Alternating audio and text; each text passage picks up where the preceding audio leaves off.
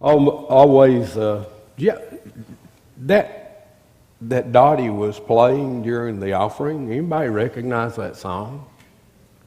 The Love of God. And thank you very much. That is my most favorite song in all of Christian songdom. And there's a legend that goes with the story, and not, like most legends, I don't know, but it probably seems right, is that the words to that song were found scribbled inside the cell of an insane asylum. And like I say, legend's a legend, but that's about the best connection I can make for us today. But what I love about that song goes so well with this passage today. And the words, as I remember, if the ocean was filled with ink, and every stalk on earth a quill, and every man a scribe by trade, and the sky a parchment unrolled, to write the love of God above would drain the ocean dry, nor could the scroll contain the whole, though stretched from sky to sky. It echoes so much Jesus' words in this passage. And this is among the great words that have ever been spoken to the human race. I mean, far greater than 77 years ago, far greater than when in the course of human events. Far greater than any set of words we've ever heard. Jesus said, "Don't be afraid, little flock, for it is your Father's good pleasure to give the kingdom to you." Wow. Don't have to do anything for it. Don't have to be anything. It is this graceful act of God that if I believe, if I can believe, that is God's gift. I am in this kingdom because it pleased God to give me this kingdom. You are in this kingdom not because you're bigger, faster, stronger, smarter than anybody else, but because it pleased God to give you this kingdom. Wow. Now, that is that's a very jarring concept for a world when we've got to be just a little bit thinner to be accepted. Just a little bit browner to be accepted. Just a little bit faster to be accepted. Just a little bit smarter to be accepted. Boy, it is so hard for us because we work so hard in life to be approved. And here God gives us His kingdom just because He wants to. And I don't know what's pushing you in the world and what's driving you. I don't know when you go to bed at night what the litany of shortcomings you have that processes over in your mind as you're, in your quiet time and whatever. I don't know what you're chasing when you get up in the morning. But you don't have to chase this. God gave you the kingdom because it pleased Him. And if nobody else in the world is pleased with you, God is pleased with you. Wow. But right on the heels of that, Jesus, being Jesus, always caring for us and always having us to reach forward. Even though the kingdom is a done deal, he says this stark and powerful thing. He says, sell what you got and give alms, A-L-M-S, and thereby lay up for yourselves treasures in heaven, where things can't rot, things can't rust. And then he says this one thing. He says, for where your treasure is, there your heart will be also. The only thing I can say bad about Jason was that even after all my tutelage through all those years as acolyte, he turned out to be an Alabama fan, man. They just no explaining some stuff, you know. Yeah. But I was talking with Matt earlier today, and I said, "How long is it till football season?" And he's getting old. He couldn't give me the exact day, hour, and minute like we used to could in our earlier days. But there's a whole lot of people with like their heart is, where your heart is basically comes down to what you invest. And there are a lot of people whose hearts are in football season. There are a lot of people whose hearts are in fishing. A lot of people whose hearts are here, there, and the other. And for some of that that's okay. But Jesus, having given us the kingdom, wants our heart to be in heaven. And these scriptures collectively, we got a chance to read that one sort of on the on the spur of the moment thing, but that last one comes from Isaiah. And God had a people back then too. They were his people. He had made them his people. You know why he had made them his people? Because it pleased him to make them his people. Wow. And they were really, really, really a bunch of religious people. They were religious, unbelievably religious, and yet that scripture that Chance read, God just basically said, I don't want your religion. He said, I want your heart.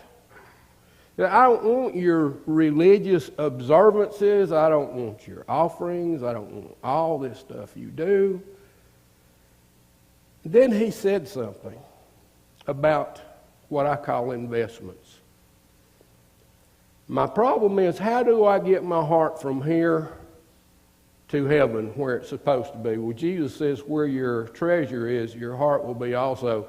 It means that I have to start doing some things that transfer my heart from right here to right there. And in that Isaiah passage, God said, learn to do good. You're a religious people, but learn to do good. Now, good's a pretty generic kind of thing. And, and a lot of times we think, I've done good. Well, let me ask a question. Really? Intentionally? How about this? We just probably didn't do bad.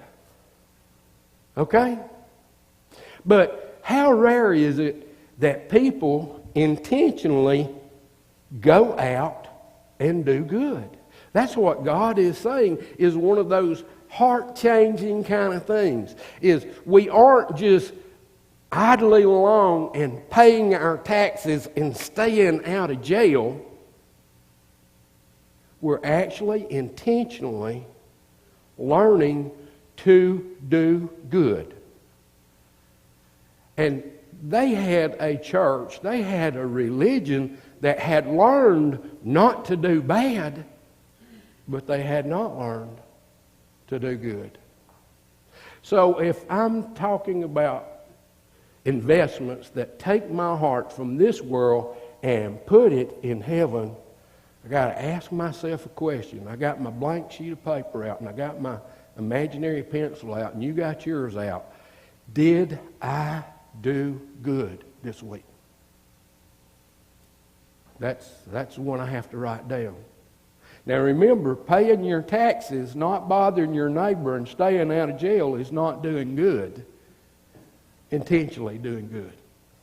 One of the other things that is one of those heart changers as we get to it is it says in that passage, seeking justice. Now, I am a long way from seeking justice for myself. Jesus sought justice for me. Boy, I don't really want justice coming my way. What I want is mercy. But I do need to seek justice for other people. That is just an equitable treatment of people. Not because they were born here, not because they were natives of this county, not because you know their grandpa, but justice. Dr. King said that no society is any more just than it is to its weakest members. That's what God wants rather than religion. He wants people who are advocating for justice, for the marginalized and the left out and the hungry and the poor.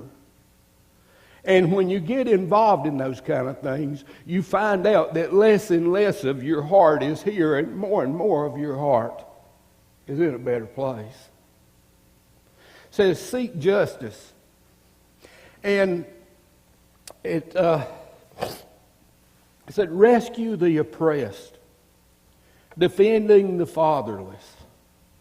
What's that defending the fatherless look like? Reese Griffin and I have been talking, and Tony Moreland came over. Yeah, anybody aware of what Tony Moreland is doing with children whose homes have fell apart? Any way you can be part of that. But that is a picture of what it means to defend the fatherless.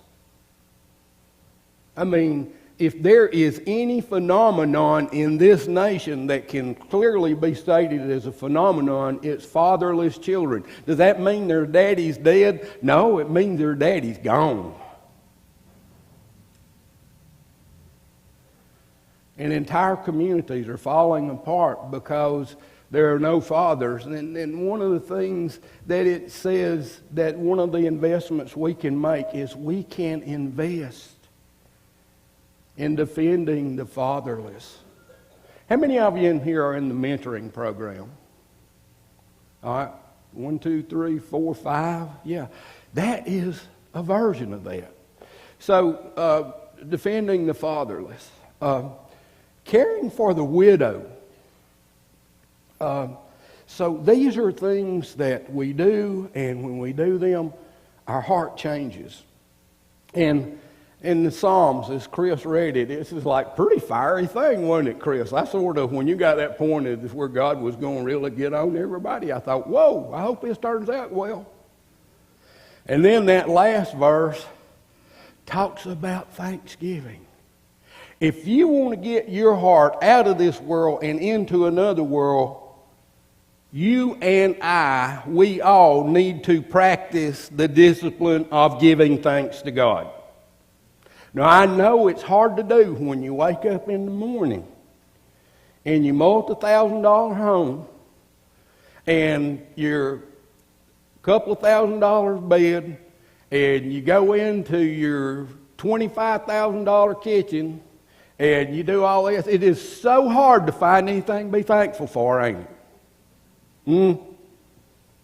But boy, are we a people who really don't pay attention to the discipline of giving thanks to God. Here's a way to start it, and it changes where your heart is. You just start like I do in the morning, thanking God for my wife, thanking God for my child, thanking God for my grandchildren, thanking God for my church, thanking God for, my food, thanking God for the place that I live. Boy, that will change your heart. And there's nothing that changes your heart the other way than being just stinking ungrateful for all the blessings around us. Now that'll transport your heart to a place too, but it's not the right place. And here's the last thing, Dottie, as you're ready.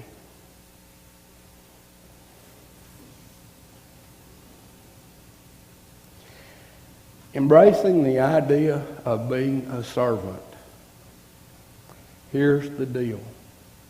And it's gone wrong in Christianity, and it's preachers' fault. Preachers' fault. All right, Donna, let me slide on the grammar on that. It's the preacher's fault that it happens. Is that for so long, churches have been so insecure that they have preached just to fill up sanctuaries with people, therefore taking a message that is very pleasing to people so that people will come.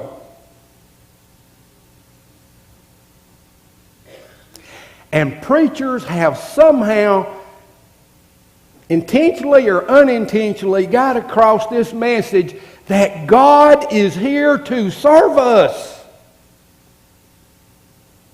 And Jesus never said that. Everything Jesus said told me that I am a servant, that you are a servant. And if we will be laying up treasures in heaven, the one thing we will acquire is we will acquire a servant's identity. Find ways to serve God in the world.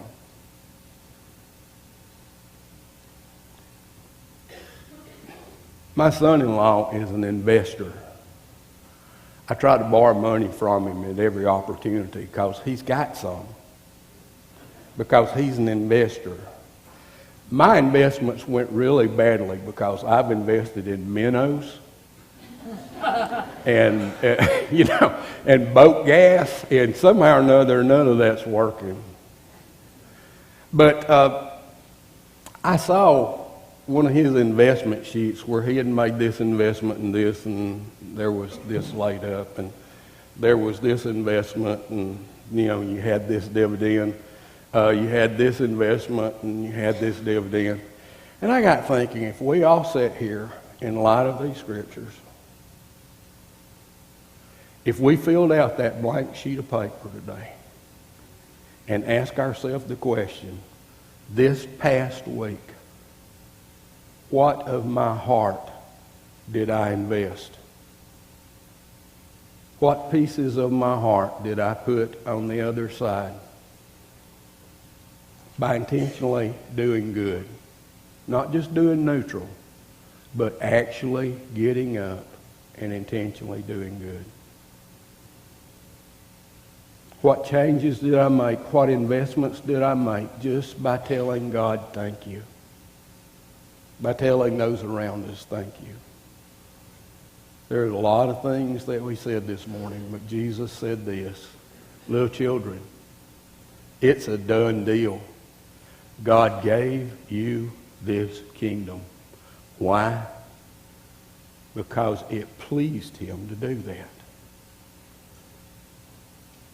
But Jesus also wants us to keep on until all of our heart is in that safe place. And the only way it gets there is by the things that we intentionally do.